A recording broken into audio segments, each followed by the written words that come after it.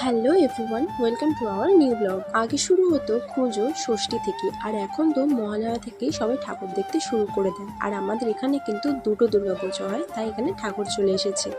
আর আমাদের বাড়ির কাছে না জলও জমেছে অনেকটা, কিন্তু আমার এখনো শপিং করা শেষই হয়নি। ভাবলাম একটুখানি জল আছে, কিন্তু এগিয়ে গিয়ে দেখি শুকনো রাস্তার পর আবার জল আছে। তাই বলে যে আমার কেনাকাটি কমে যাবে না, এটা তো না।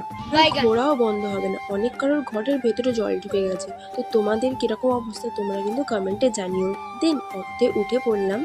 অটোতে উঠে চলে গেলাম যেখানে আমরা সবসময় কেনাকাটি করি। এই দেখো, বাটাতে কিন্তু চলে এসেছি। তোমরা তো সবাই জানো যে বাটা আমার কতটা পছন্দের জায়গা, আর কেন সেটাও তো জানো। আর যদি না জেনে থাকো তাহলে আগের ভিডিওটা একবার দেখে এসো। যাই হোক, তোমাদের সাথে কথা বলতে বলতে মার্কেটের সামনে চলে এসেছি, আর আমি ওপরে চলে যাচ্ছিলাম। আর যমরাজ কি করেছে, আমাকে নিচে আবার টেনে পাঠিয়ে দিয়েছে। আমাকে বললো যে তোর ওপরে কোনো জায়গা নেই। আমি কিন্তু বাড়ি থেকে ডিসাইড করেই এসেছিলাম যে আমি হিল একদমই নেব না, কিন্তু আমার মন যে কখন কি বলে আমি তো সেটাই বুঝতে পারি না। আমার জুতোটা দেখলেই বুঝতে পারবে তোমরা। মন বোঝা নয় রে নয় সোজা। রীতিমতো আমরা এই দোকান থেকে একবার বেরিয়ে চলে গেছি, এতই দাম বলছিল। আবার ঘুরে ফিরে এসে এই দোকান থেকেই জুতোটা নিয়ে নিলাম, কারণ এখন পরবো না তো কবে আর পরবো বলো তো। আর জানো তো, সবসময় আমাদের মেয়েদের সাজগোজের দোকান এলেই না মনটা যেন কেমন একটা হয়। এইসব তো নিয়েছিলাম একটা ফাউন্ডেশন। আমার মনে হয় ফাউন্ডেশন ছাড়া মেকআপ একদম অসম্পূর্ণ। আমার মা বলে যখনই নেল পলিশ কিনবি লাল নেল পলিশ কিনবি। তারপরে চলে এসেছিলাম একটা ব্যাগের দোকানে, পুরো জাগান্না মার্কা ব্যাগ ছিল, যেগুলো আমার একদমই ভালো লাগছিল না। দেন বেশি দেরি না করে চলে গেলাম একটা টপের দোকানে, কারণ আমি এবছর একটা জিন্স নিয়েছি, তার সাথে একটা টপ নিতে হবে আমাকে।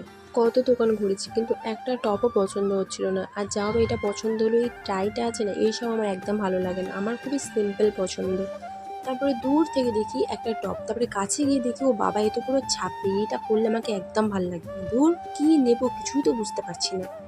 বেশি দেরি না করে ভাবলাম খুব খিদে পেয়েছে, আগে প্রথম খেয়ে নিই। এরকম ভাবে যদি একটা বাইরের লোক আলু ভাতে মাখে, সেটা কি খাওয়া যায়? কিন্তু কি করব, ফুচকা বলে কথা, বাড়িতে হলে তো খেতামই না। আর জন্মের ঝাল দিয়েছে, মানে বাপের জন্মেও মনে আমি এরকম ঝাল খাইনি।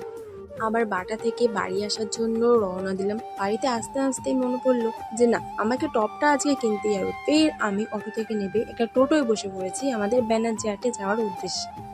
আচ্ছা, তোমরা কোন জায়গাটার কি নাম শুনেছো? কমেন্টে জানিও। কিন্তু দোকানে এসে দেখি দোকানদারই নেই।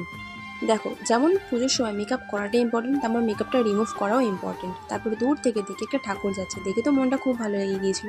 আর আমাদের বাড়ির সামনেই কিন্তু দুর্গাপুজো হয়। আমি কি করছি সেটা তোমাদের সাথে অবশ্যই একদিন শেয়ার করবো।